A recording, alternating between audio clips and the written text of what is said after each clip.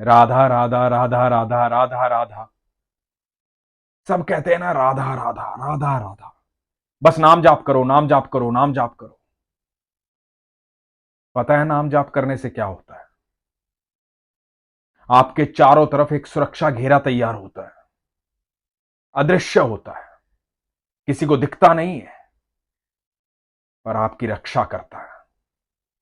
ये प्रसंग सुनिए और जानिए कि कैसे तैयार होता है ये सुरक्षा घेरा और क्या करता है ये सुरक्षा घेरा। हरे कृष्ण दोस्तों, मैं हूं अनुज शर्मा। अखिलेश अग्निहोत्री छत्रपुर मध्य प्रदेश में एडवोकेट है, टैक्स एडवोकेट। वृंदावन आना जाना लगा रहता है, बरसाना कभी नहीं गए थे। 27 अक्टूबर को इनका जन्मदिन था।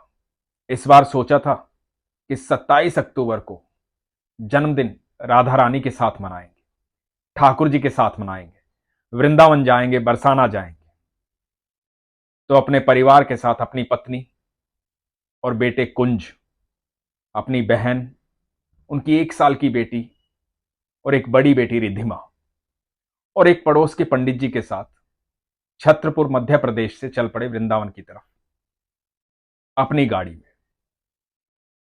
24 तारीख को रात को 11 बजे। 26 तारीख को इनकी एक टैक्स कॉन्फ्रेंस थी अलीगढ़ के अंदर, तो इन्होंने सोचा था कि वो भी अटेंड कर लेंगे। तो 24 की रात को 11 बजे छत्रपुर से निकले।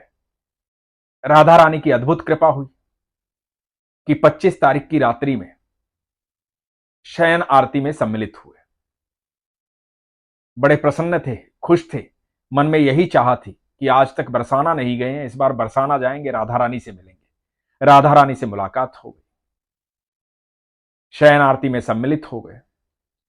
26 की सुबह सुबह उठे, बाके बिहारी के दर्शन किए, बाके बिहारी से मिले, उसके बाद राधा वल्लभ गए, राधा वल्लभ से मिले। और 26 तारीख को अलीगढ़ में टैक्स कॉन्फ्रेंस थी, तो वृंदावन से निकल पड़े टैक्स कॉन्फ्रेंस के लिए अलीगढ़ के लिए। अलीगढ़ पहुंचे, टैक्स कॉन्फ्रेंस अटेंड की। उसके बाद रात्रि में 9 बजे अलीगढ़ से निकल लिए वापस वृंदावन के लिए, क्योंकि अगले दिन की सुबह इनका जन्मदिन था 27 अक्टूबर को। 27 अक्टूबर को जन्मदिन था, तो वृंदावन वापस पहुंचे। श्री प्रेमानंद जी महाराज को अपना गुरु मानते हैं, तो 27 अक्टूबर को सुबह सुबह पहुंच गए श्री राधा केली कुंज, प्रेमानंद महाराज जी के दर्शन करने। यहां भी राधा रानी की अद्भुत कृपा थी। राधा रानी की मंगल आरती इन्होंने अटेंड की, और राधा रानी की मंगल आरती अटेंड की, प्रेमानंद महाराज जी के दर्शन किए। जन्मदिन पर इससे बेहतर हो ही क्या सकता था। वृंदावन धाम घूमे, अपने गुरु से मिल लिए, राधा रानी से मिल लिए। पूरा परिवार अति प्रसन्न था, मन खुश था। अद्भुत यात्रा थी, जन्मदिन सफल हो गया था। जब आपकी इच्छा ये हो ना कि मैं अपनी जिंदगी का विशेष दिन अपने ईश्वर के साथ मनाऊंगा, पवित्र धाम में मनाऊंगा, अपने गुरु के साथ मनाऊंगा, तो आप बड़े उच्च कोटि के भक्त होते हो। क्योंकि हर व्यक्ति खुशी उसी के साथ बांटना चाहता है, खुशी उसी के साथ मनाना चाहता है जिससे वो बेहद प्रेम करता है। तो अखिलेश अग्निहोत्री का बेहद प्रेम था ठाकुर जी के साथ, प्रेमानंद महाराज जी के साथ, राधा रानी के साथ। इसीलिए बरसाना जा पाए, इसीलिए राधा रानी मिल पाई, इसीलिए ठाकुर जी मिल पाए, और इस बीच उनका एक काम भी हो गया। बहुत खुश थे अपने जन्मदिन के दिन।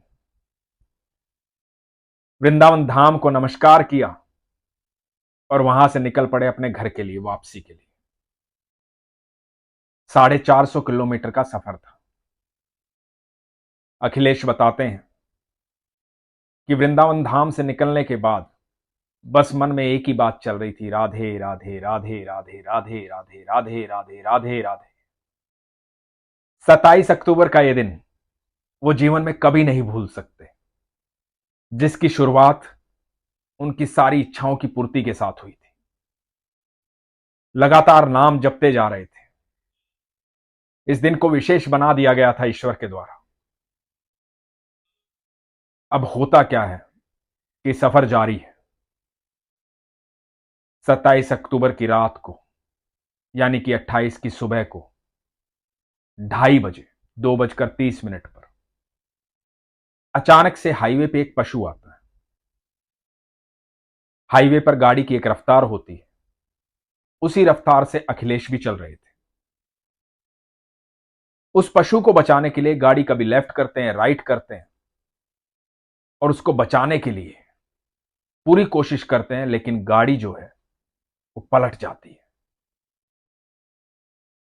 गाड़ी पलट करके करीबन करीबन 100 मीटर तक फिसलती हुई जाती है। गाड़ी में सब लोग सो रहे हैं।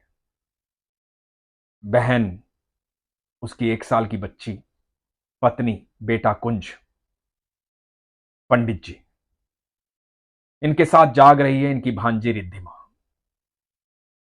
और रिद्धिमा के मुंह से निकलता है कि मामा हम गिर गए हैं। रिद्धिमा बस इतना कहती है और इधर अखिलेश जी लगातार राधा राधा राधा राधा राधा राधा जपे जा रहे हैं।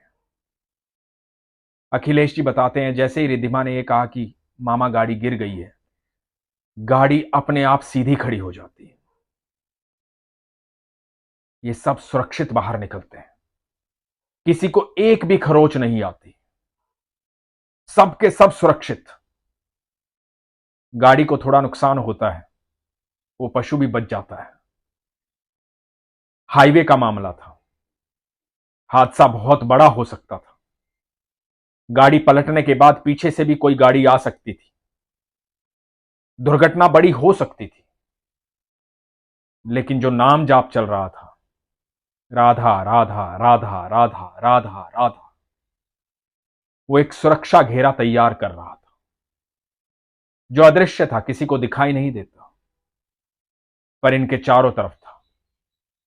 वही सुरक्षा घेरा इनको बचा रहा था, जिसकी वजह से एक खरोच भी नहीं आई।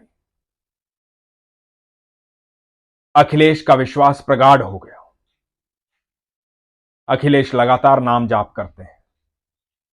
पूरा परिवार सुरक्षित पहुंच गया।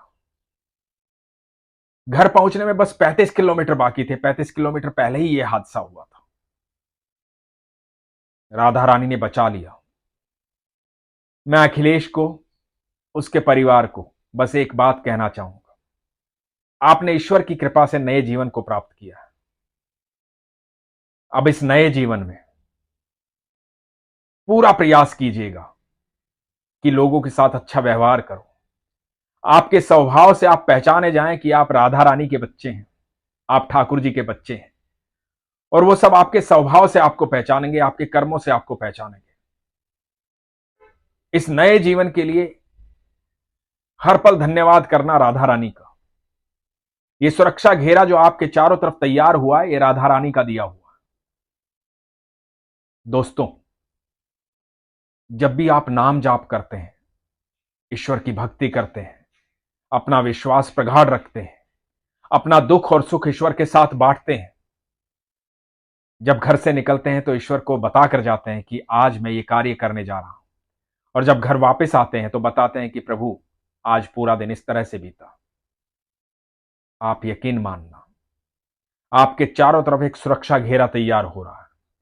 कितनी ही मुसीबतें ऐसी हैं जो आ करके उससे टकरा कर चली जाती हैं, आप तक नहीं पहुंचती हैं, आपको पता भी नहीं होता है, आपको कभी पता चलता भी नहीं है, क्योंकि आप उस सुरक्षा चक्र के बीच में होते हैं। किसी व्यक्ति को जब यह लगता है कि मेरी भक्ति कुछ कमाल नहीं करती, तो जान ले कि आज उसकी सांसें चल रही हैं तो उसकी भक्ति के कारण चल रही हैं। कोई व्यक्ति यह कहता है कि मैं पूजा करता हूं लेकिन मेरे जीवन में कोई बदलाव नहीं है, तो ये जान ले कि आज आप सांसें ले रहे हैं तो आपकी पूजा करने के कारण हो रहा है। ईश्वर की भक्ति हमेशा आपको सुरक्षित रखती है। आप जब नाम जाप करते हैं तो एक ऊर्जा आपकी ऊर्जा से जुड़ जाती है। वही ऊर्जा ईश्वर की ऊर्जा है जो फिर आपको संचालित करती है, फिर आपके भीतर से निकलती है। ईश्वर आपके हृदय में निवास करते हैं और दुनिया की कोई भी ताकत आपसे टकरा नहीं सकती है। यदि आप सुरक्षित होना चाहते हैं तो आज ही से, अभी से अपने विश्वास को प्रगाढ़ कीजिए। इसीलिए तो हमेशा कहता हूं, अपना विश्वास मजबूत रखिए, अपना ख्याल रखिए। हरे कृष्ण।